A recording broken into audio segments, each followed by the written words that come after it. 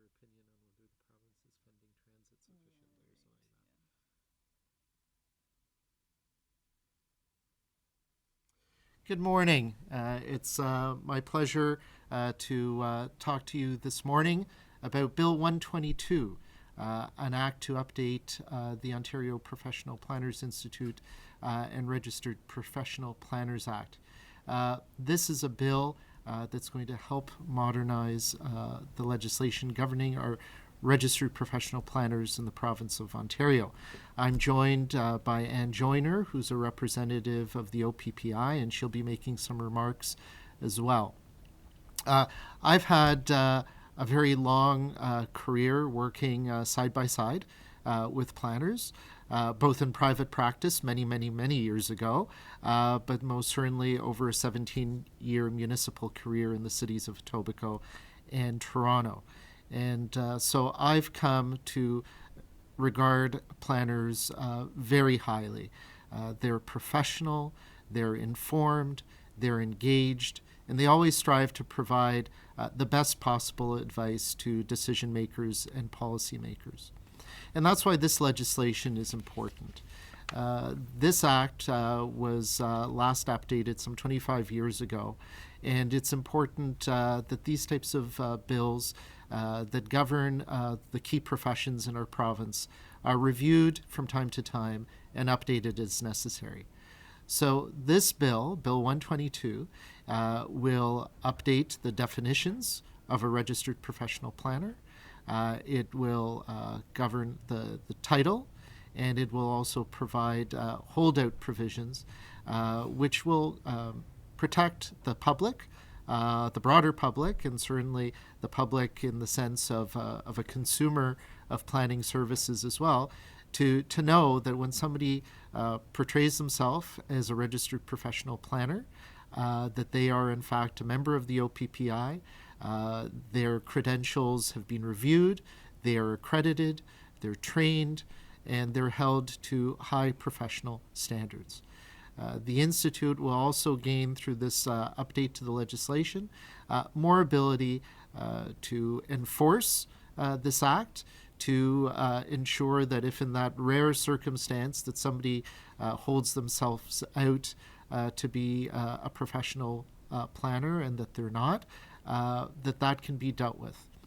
We've seen over the course of the last dozen years or so, certainly in this province, a phenomenal building boom and a phenomenal investment in infrastructure.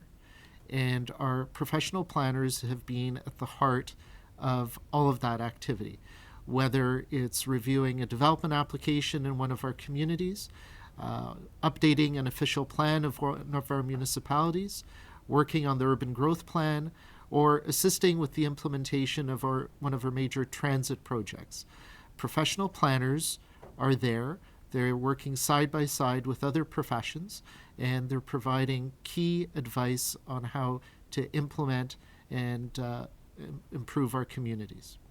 So this bill, while perhaps not earth-shattering in the big scheme of things, is very important to every community across this province. And Anne, perhaps you'd like to say some words now. Sure. Thank you, MVP Milchin. I'm Anne Joyner. I am the chair of the Professional Regulation Strategy Group, and I'm very pleased to be here for the consideration of second reading of Bill 122. As we all know, planning is a very important discipline, one that has far-reaching implications for our communities.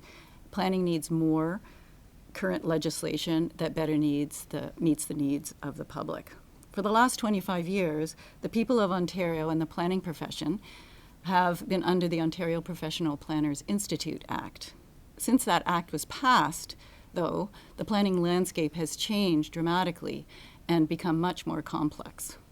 Other provinces have kept pace with this change by passing public legislation to regulate their planning professions. And these pieces of legislation go far beyond what our OPP Act does. Put simply, we simply have not kept pace with change. This legislation, if passed, will raise awareness about the importance of planning and the role of the planning profession in creating healthy communities. In other words, putting the public interest first.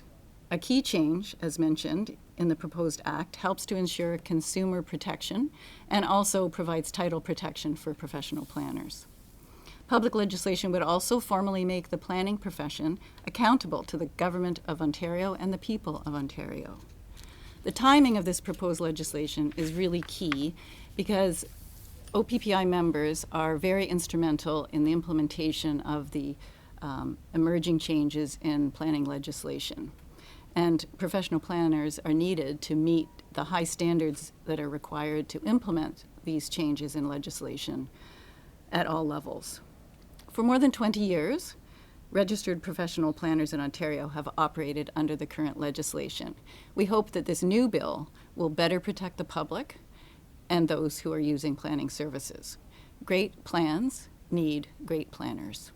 We look forward to working with you, Peter, as this moves through to third reading and to royal assent. Thank you, Anne. So I don't know if there's any questions. No? Well, I look forward to this afternoon and a good debate. We have all party support, so it seems.